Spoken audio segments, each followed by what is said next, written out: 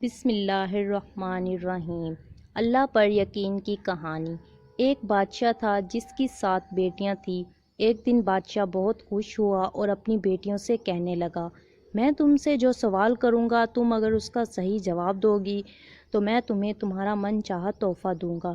سب ایک قطار میں کھڑی ہو جاؤ۔ سب ایک قطار میں کھڑی ہو گئیں۔ بادشاہ نے پوچھا کہ تم کس کا دیا کھاتی ہو اور کس کا دیا پہنتی ہو؟ 7 میں سے 6 بیٹیوں نے جواب دیا کہ حضور آپ کا دیا کھاتی ہیں اور آپ ہی کا دیا ہوا پہنتی ہیں۔ بادشاہ ان کے اس جواب پر بہت خوش ہوا اور انہیں ان کے من چاہے تحفے دیے۔ یہی ہماری قسمت ہے۔ سب سے چھوٹی بیٹی سے پوچھا تو اس نے جواب دیا کہ میں اپنے رب کا دیا ہوا کھاتی ہوں اور اپنے نصیب کا پہنتی ہوں اور یہی میری قسمت ہے۔ بادشاہ اس کے اس جواب پر بہت حیرت زدہ ہوا اور بہت طیش میں آ گیا۔ بادشاہ نے اپنے نوکروں کو حکم دیا کہ اس کو جنگل میں چھوڑ آؤ، میں بھی دیکھتا ہوں میرے بغیر یہ کیسے کھاتی ہے اور کیسے پہنتی ہے۔ بادشاہ نے شہزادی سے اس کے سارے زیورات اور مہنگے کپڑے لے لیے اور خستہ حال کپڑوں میں جنگل میں چھوڑ آیا۔ شہزادی مطمئن تھی، اسے اللہ پر توکل تھا اور سب سپاہی شہزادی کو جنگل میں چھوڑ کر واپس آ گئے اور شہزادی جنگل میں اکیلی رہ گئی۔ شہزادی ادھر ادھر دیکھنے لگی، چاروں طرف درخت ہی درخت تھے۔ دوپہر سے شام ہو گئی تو شہزادی نے سوچا کیوں نہ رات کے لیے لکڑیاں اکٹھی کر لی جائیں، اس سے رات بھی گزر جائے گی اور آگ کو دیکھ کر کوئی جنگلی جانور بھی قریب نہیں آئے گا۔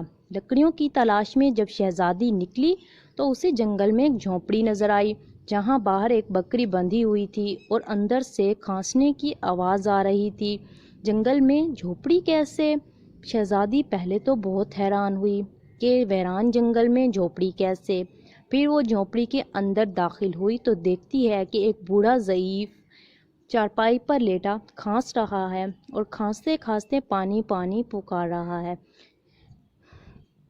شہزادی نے ادھر ادھر نگاہیں دوڑائیں تو اسے ایک طرف پانی کا گھڑا ملا۔ اس نے اس میں سے بوڑھے کو پانی پلایا اور جھونپڑی کی صاف صفائی کر دی۔ بوڑھا پانی پینے کے بعد شہزادی سے پوچھنے لگا، بیٹی تم کون ہو اور اس ویران جنگل میں اکیلی کیا کر رہی ہو؟ اس پر شہزادی نے سارا ماجرا بیان کیا کہ وہ یہاں کیسے پہنچی۔ یہ سن کر بوڑھے نے شہزادی کو جھونپڑی میں رہنے کا کہا کہ میں شہر میں کام کرتا ہوں، صبح سویرے میں چلا جاؤں گا اور 8 دن بعد واپس آؤں گا۔ جھونپڑی میں کھانے پینے کا سامان ہے اور قریب ہی ندی ہے تو وہاں سے پانی بھر لینا۔ صبح سویرے بوڑھا شہر چلا جاتا ہے اور شہزادی جھونپڑی کی صاف صفائی کر کے بکری کا دودھ دو لیتی ہے اور آدھا اپنے لیے رکھ لیتی ہے اور آدھا باہر برتن میں رکھ دیتی ہے کہ کوئی جانور پیاسا ہوگا تو پی لے گا اور رات کو سو جاتی ہے۔ ایک خوبصورت اور قیمتی لال پڑا ہوا ہے۔ صبح جب شہزادی اٹھتی ہے تو دیکھتی ہے کہ باہر دودھ کا پیالہ خالی ہے اور قریب ہی ایک خوبصورت اور قیمتی لال پڑا ہوا ہے جو کہ دیکھنے میں بہت قیمتی لگتا ہے اور اس کے ساتھ ہی سانپ کے نشان ہیں۔ اس پر شہزادی کو یاد آتا ہے کہ اس نے بچپن میں سنا تھا کہ جب کوئی نایاب سانپ خوش ہوتا ہے تو ایک ایسا لال اگلتا ہے جس کی قیمت ہیرے جواہرات سے بھی زیادہ ہوتی ہے۔ وہ یہ سوچتی ہے کہ شاید سانپ پیاسا تھا تو وہ دودھ پی کر خوش ہوا اور اس نے یہ لال اگل دیا۔ یہ سوچ کر شہزادی لال اٹھاتی ہے اور اپنے پاس رکھ لیتی ہے۔ پھر اگلی شام شہزادی دوبارہ پیالے میں دودھ ڈال کر رکھ دیتی ہے اور صبح پھر سے اسے ایک لال مل جاتا ہے۔ اسی طرح کرتے کرتے 7 لال ہو جاتے ہیں اور اس دن بوڑھا بھی واپس آ جاتا ہے۔ بوڑھے کے واپس آنے پر شہزادی اسے سارا ماجرا بتاتی ہے اور 3 لال اسے دے دیتی ہے اور 4 ہار اپنے گلے میں ہار بنا کر پہن لیتی ہے اور بوڑھے کو کہتی ہے کہ یہ لال صبح شہر میں جا کر بیچ دینا اور واپسی پر اپنے ساتھ محل بنانے والے مزدور بھی لے آنا۔ اگلے روز بوڑھا مزدوروں کو لے آتا ہے اور دیکھتے ہی دیکھتے جنگل میں ایک عالیشان محل تیار ہو جاتا ہے اور وہ بوڑھا اور شہزادی اس محل میں رہنے لگ جاتے ہیں۔ ایسا خوبصورت محل کہ جس میں دنیا کی ہر آرائش، نوکر چاکر اور تمام لذتیں میسر ہوتی ہیں۔ شہزادی جنگل میں لکڑی کی فیکٹری لگا دیتی ہے جہاں غریب کام کرتے ہیں اور ان کی روزی روٹی بھی چلتی رہتی ہے۔ دیکھتے ہی دیکھتے شہزادی کے چرچے ہونے لگتے ہیں کہ شہزادی بہت ہی رحم دل ہے۔ اسی طرح یہ خبر بادشاہ تک بھی پہنچ جاتی ہے تو بادشاہ کے دل میں اشتیاق پیدا ہوتا ہے کہ وہ دیکھے تو صحیح کون سے ملک کی شہزادی ہے۔ چنانچہ وہ اپنے سپاہیوں کے ذریعے پیغام بھیجتا ہے۔ بادشاہ اور اس کی بیٹیاں حیران اور متاثر ہوتے ہیں۔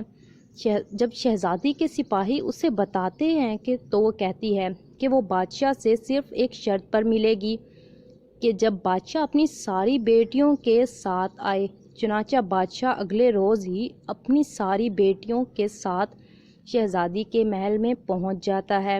شہزادی ان کے لیے 7 رنگ کے کھانے تیار کرواتی ہے اور ہر کھانے کے ساتھ اسی رنگ کے کپڑے اور زیور پہن کر نقاب کے ساتھ سامنے آتی ہے۔ محل کی شان اور وقار دیکھ کر بادشاہ اور اس کی بیٹیاں حیران اور متاثر ہوتے ہیں۔ بادشاہ آخر شہزادی سے کہہ ہی دیتا ہے کہ تم میری بیٹیوں کی طرح ہو اور تمہارے کہنے پر میں ابھی اپنی ساری بیٹیوں کے ساتھ آیا ہوں۔ میں نہ کہتی تھی کہ میں اللہ کا دیا کھاتی ہوں اور اپنے نصیب کا پہنتی ہوں، پھر ہم سے یہ پردہ کیسا؟ بہت اصرار پر شہزادی مان جاتی ہے اور کہتی ہے کہ ٹھیک ہے، میں تیار ہو کر آتی ہوں۔ اس پر بادشاہ کی بیٹیاں آپس میں سرگوشی کرتی ہیں کہ اتنی تو تیار ہے، اب اور کتنا تیار ہوگی۔ کچھ دیر بعد بادشاہ دیکھتا ہے کہ دور سے کوئی خستہ حال کپڑوں میں اس کی طرف آ رہا ہے۔ غور کرنے پر بادشاہ کو یاد آتا ہے اور کہتا ہے یہ تو زندہ ہے، میں تو سمجھا تھا کہ مر گئی، میرے سپاہیوں نے ہی کہا تھا کہ جنگل میں شہزادی موجود نہیں۔ یہ دیکھ کر بادشاہ خوشی سے جھوم اٹھتا ہے اور کہتا ہے شہزادی کو بلاؤ، میں تمہیں اس سے آزاد کروا لوں گا، پھر چاہے وہ تمہاری قیمت میں میری ساری حکومت ہی کیوں نہ مانگ لے۔ یہ سن کر شہزادی مسکرا کر کہتی ہے کہ ابا حضور، میں ہی وہ شہزادی ہوں، میں نہ کہتی تھی کہ میں اللہ کا دیا کھاتی ہوں اور اپنے نصیب کا پہنتی ہوں۔